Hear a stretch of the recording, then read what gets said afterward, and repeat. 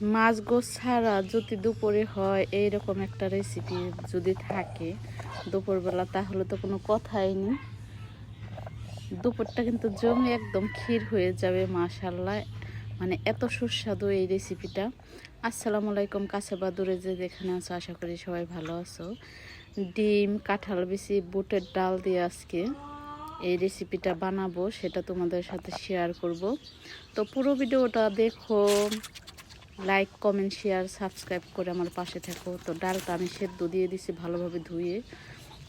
তো কাঁঠাল বিচিগুলো আমি চুলে একদম ধুয়েটে সেদ্ধ দিয়ে দিলাম ডালের সাথে। আর এখানে জিরা আদা রসুন বেটে তুলে নিচ্ছি। আর বাটাবাটির মশলাটা তো মাশাআল্লাহ, আর মাটির চুলে রান্না করলে তো কোনো কথাই নেই। তো নেড়ে চেড়ে দেখলাম ডালটা প্রায় সেদ্ধ হয়ে গেছে, মানে নামিয়ে নিব। নামিয়ে নেওয়ার কিছুক্ষণ আগে আমি 4টা ডিম দিয়ে দিয়েছি। এখন ডিমগুলো তুলে নিচ্ছি। বিসমিল্লাহির রহমানির রহিম। একটা পাত্রে দিয়ে দিলাম পরিমাণ মতো তেল, দিয়ে দিচ্ছি পেঁয়াজ, কাঁচামরিচ, শুকনো মরিচ, রসুন, গরম মশলা দিয়ে একটু নেড়ে চেড়ে ভাজা ভাজা করে নেব। ভাজা ভাজা হয়ে গেছে, সেই বাটা মশলাটাও দিয়ে দিলাম।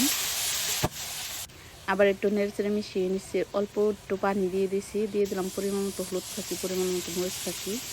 আর রাঁধুনি যে মুরগির গোছের মশলাটা থাকে সেখান থেকে 2 চামচ, 1 চামচ পাঁচফোড়ন ফাঁকি দিয়ে মশলাটাকে ভালো মতো কষিয়ে নিচ্ছি। দেখো, আর আমাদের এখানে এত পরিমাণ বাতাস আর বৃষ্টি, এর জন্য মানে ধোঁয়া সব মনে হয় যে আমার দিকে আসতেছে। এর জন্য মানে ভিডিওটা এত সুন্দর হয় নাই আমার কাছে মনে হইতেছে।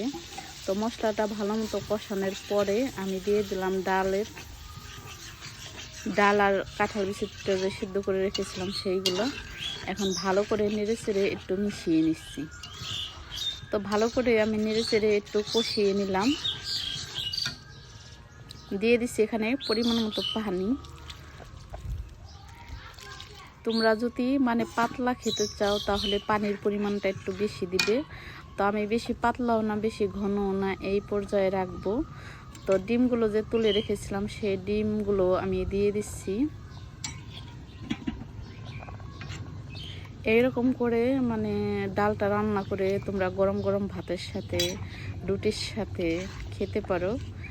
আর রুটির সাথে খেতেই আমার কাছে বেশি ভালো লাগে এরকম করে ডালটা রান্না করলে। তবে আমি আজকে গরম গরম ভাতের সাথে পরিবেশন করব। তো ডালটা আমার হয়ে গেছে, শেষে দিয়ে দিলাম জিরা ফাঁকি। এখন নেড়ে চেড়ে এইগুলোকে আমি নামিয়ে পরিবেশন করব। দেখতে যতটা লোভনীয় হয়েছে মাশাআল্লাহ, খেতেও দারুণ সুস্বাদু হয়েছে। তোমরা বাসায় একবার হলেও ট্রাই করে দেখো যে রেজাল্টটা কি আসে আর কীরকম হয় সেটা কমেন্টে জানিয়ে দিও। আর যদি ভালো লাগে তাহলে লাইক কমেন্ট শেয়ার সাবস্ক্রাইব করে আমার পাশে থেকো। আজকের মতো এতটুকুই। আল্লাহ হাফেজ।